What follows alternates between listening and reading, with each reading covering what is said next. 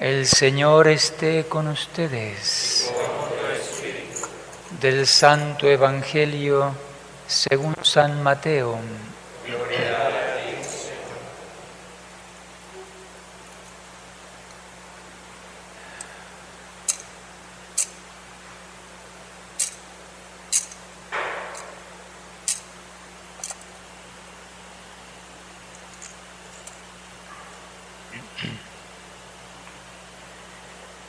En aquel tiempo, Jesús se retiró a la comarca de Tiro y Sidón. Entonces una mujer cananea le salió al encuentro y se puso a gritar: «Señor, Hijo de David, ten compasión de mí. Mi hija está terriblemente atormentada por un demonio». Jesús no le contestó una sola palabra, pero los discípulos se acercaron y le rogaban: «Atiéndela, porque viene gritando detrás de nosotros». Él les contestó: «Yo no he sido enviado sino a las ovejas descarriadas de la casa de Israel». Ella se acercó entonces a Jesús y, postrada ante él, le dijo: «Señor, ayúdame». Él le respondió: «No está bien quitarles el pan a los hijos para echárselo a los perritos». Pero ella replicó: «Es cierto, Señor, pero también los perritos se comen las migajas que caen de la mesa de sus amos». Entonces Jesús le respondió: «Mujer, qué grande es tu fe, que se cumpla lo que deseas». Y en aquel mismo instante quedó curada su hija. Palabra del Señor.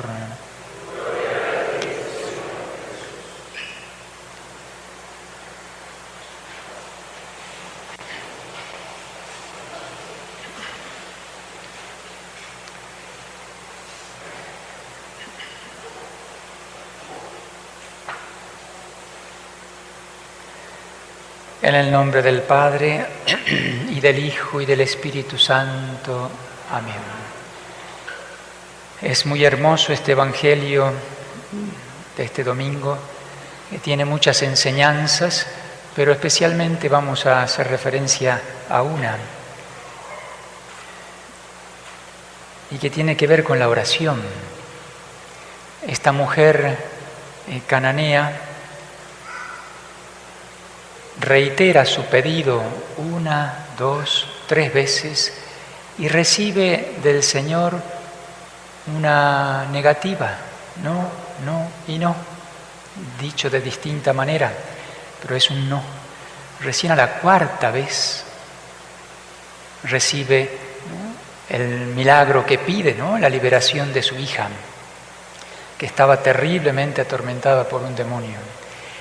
Y el Señor alaba la fe de esta mujer: «Mujer, qué grande es tu fe, que se cumpla lo que deseas». Vamos a ver un poquito el contexto. Dice el evangelista que el Señor se retira a la región de Tiro y Sidón. Y entonces ahí se encuentra con aquella mujer cananea. Tiro y Sidón es una región ya fuera del territorio de Israel, una región considerada pagana. Actualmente es el lugar del Líbano.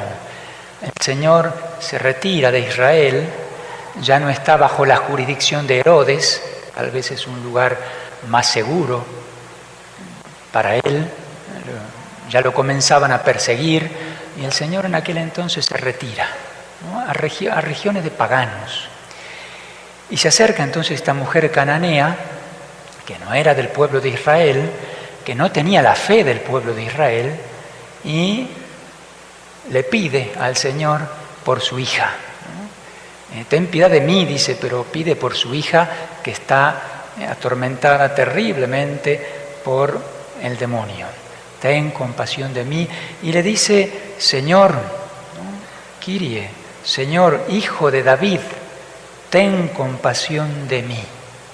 ¿No? Allí hay un conocimiento particular de esta mujer pagana, lo llama Señor, Hijo de David, ¿no? Con toda la promesa que significa la promesa divina para el Hijo de David, ¿no? Era el Rey de Israel, el Mesías esperado. Ten compasión de mí, mi hija está terriblemente atormentada por un demonio. Kyrie eleison, lo que cantamos al comienzo de la misa, Señor, Kyrie eleison, ten piedad de mí, ten compasión de mí. Y el Señor, dice, no le contestó una sola palabra. Silencio del Señor, que conocía perfectamente a esta mujer, conocía su sufrimiento, reconoce que es un pedido muy bueno, ¿no? Kyrie eleison, Señor, ten piedad de mí.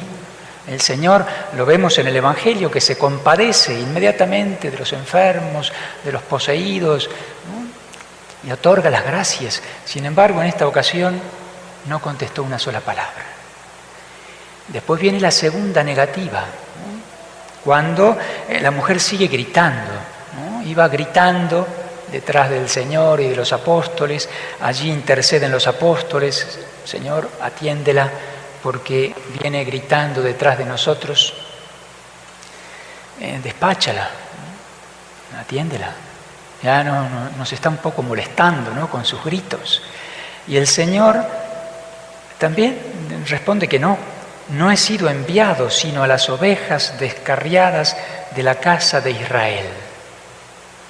Es un asunto que no me compete, ¿no? Ahí hay verdad en el Señor, porque según la promesa divina, la salvación viene por el Mesías, que es enviado al pueblo de Israel, y el pueblo de Israel debía recibir al Mesías, y a través de los judíos la salvación se dirige a todas las naciones. Así que el Señor, ¿no? Cuando envía a los apóstoles en primer lugar, dice, vayan a las ovejas perdidas de la casa de Israel, no entren en tierra de paganos. Al final de su misión, ya cuando está por volver al cielo, el Señor en la ascensión dice, vayan a todas las naciones. A través de los apóstoles se abren las puertas a todas las naciones. Pero en primer lugar, ¿no? Según la promesa divina, el Mesías es enviado para Israel, y a partir de ahí la conversión de todas las naciones. Pues esta era una mujer pagana, no del pueblo de Israel. No me incumbe, no he sido enviado sino a las ovejas perdidas de la casa de Israel. La mujer insiste, ¿no? Recibe una segunda negativa, insiste y ya se postra delante de él, Señor, ayúdame. Postrada delante del Señor. Y el Señor vuelve a decirle que no está bien quitarles el pan a los hijos para echárselo a los perritos. No está bien lo que me estás pidiendo, no eres digna.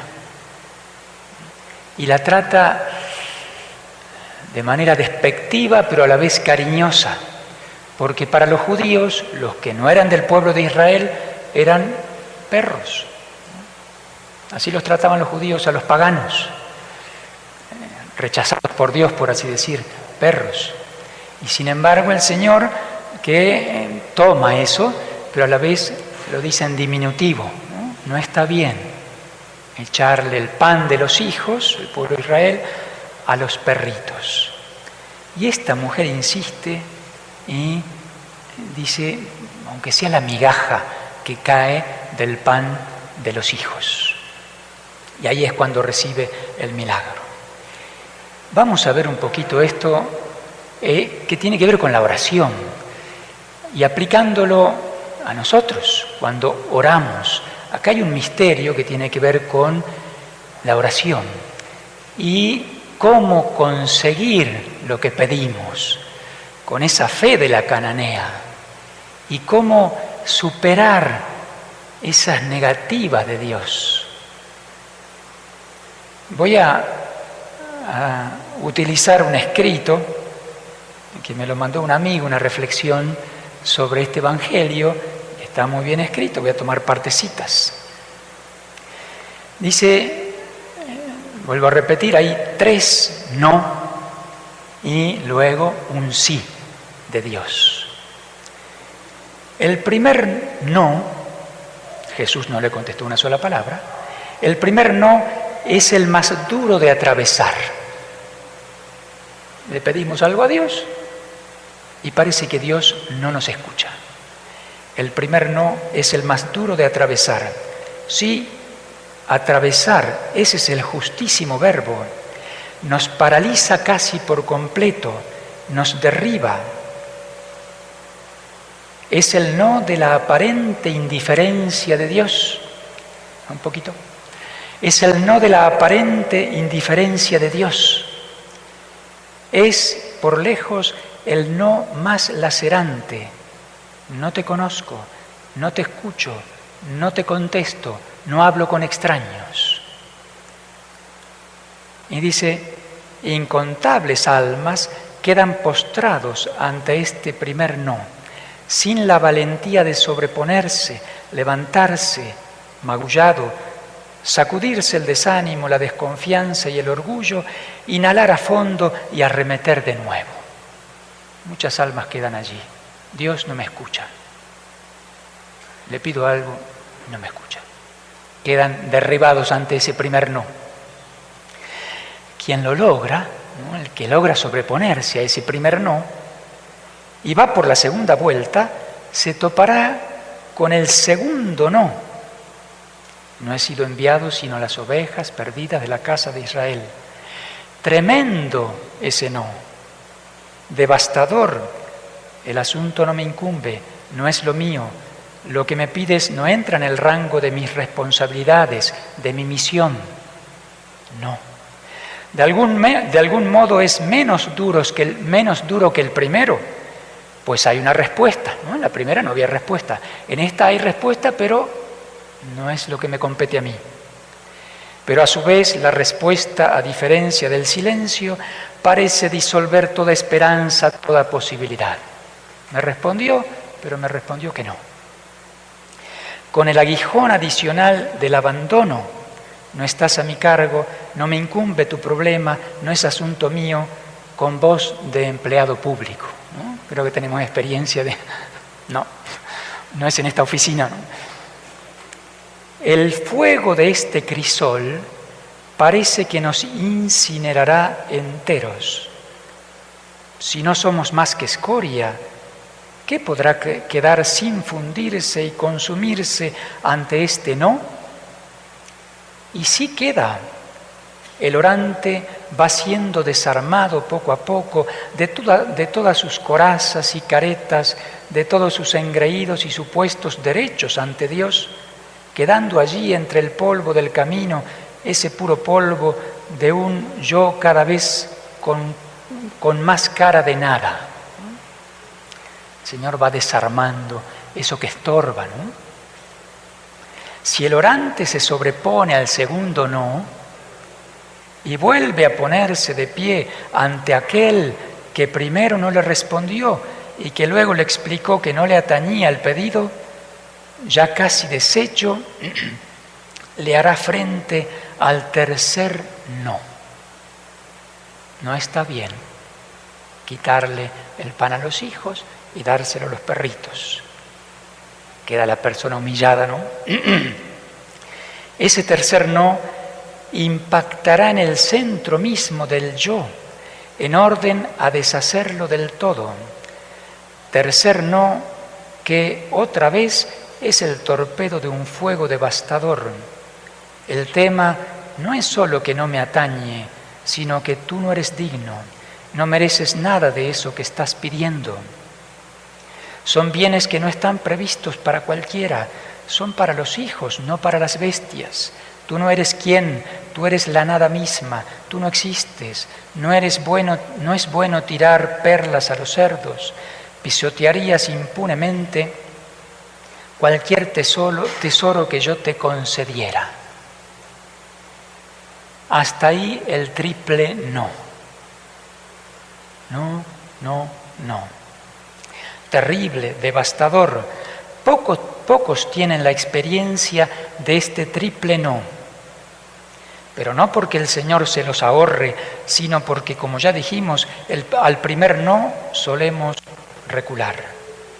No es no, se dice mucho hoy, no es cuestión de abusar y arremeter contra una negativa divina tan clara como lo es su primer no, su silencio, su distancia, su indiferencia. Y ahí quedan. Pero hay caídos en batalla en las otras dos trincheras sucesivas también. Muchos ante el no es asunto mío, dejan morir su petición, su súplica. En definitiva piensan, tiene razón, ¿por qué habría de importarle y concernirle al Hacedor de las galaxias el deseo de este minúsculo microbio humano? Es ridículo. ¿Por qué Dios me escucharía a mí? Y muchos otros caen en la última batalla, el tercero, ¿no? Ante ese lapidario, no eres digno de recibir ese pan que me estás pidiendo, no es tuyo, no es para ti, lo cual también cae de maduro, nos aplasta de maduro. Quien sigue con vida a esta altura de la contienda está a un paso de alcanzar el sí. ¿No? El que supera esos tres momentos difíciles está a un paso de alcanzar el sí. En verdad, un paso que consiste en tres pequeños pasos, o pases, dirían los magos, ¿no? Pases mágicos. El primero y fundamental, ¿no? Después de haber pasado esos tres no, ¿qué pasos hay que dar? El primero y fundamental es darle un sí a esos tres no. Sí, es cierto lo que dices, Señor. Es 3 veces cierto. Hay justicia y verdad en tu silencio, en tu desentendimiento y en mi indignidad. Tienes razón en guardar silencio. ¿Quién soy yo para que me escuches? Tienes razón en no prestarme atención. Tienes razón, no soy digno. Sí, Señor, tienes razón. Hay que encontrar el tono justo en que sellar ese acuerdo. Debe ser honesto y claro. Sí, Señor, tienes razón. Pero resolverse en un tono ascendente, denotando que la frase está inconclusa, que aún queda tela para cortar, que no se agota toda la verdad en ese es cierto que le otorgamos. Es cierto. Y ahí es que se llega al momento crucial, la genuina palabra mágica que hace de punto de palanca, con que se invierte toda la fuerza de la denegación en concesión. Cambia el no por el sí. Debería ser de las palabras más caras, mejor cotizadas del habla humana, pues secretamente mueve el mundo. El orante mueve el mundo, porque consigue milagros de Dios. La fe mueve montañas. ¿Cuál es esa palabra? ¿Qué hay que hacer ahí después de darle el sí al Señor? Tienes razón, Señor. Las diversas lenguas lo plasman en términos muy diversos, pero todas dicen lo mismo y valen por igual. Analiza ahí distintas lenguas, pero nuestro español lo expresa con el feliz sin embargo, o también no obstante, es cierto, Señor, dijo la cananea postrada, tienes razón, Señor. Sin embargo, pero, dice la traducción, es cierto, Señor, pero, en latín, tamen o sed tamen.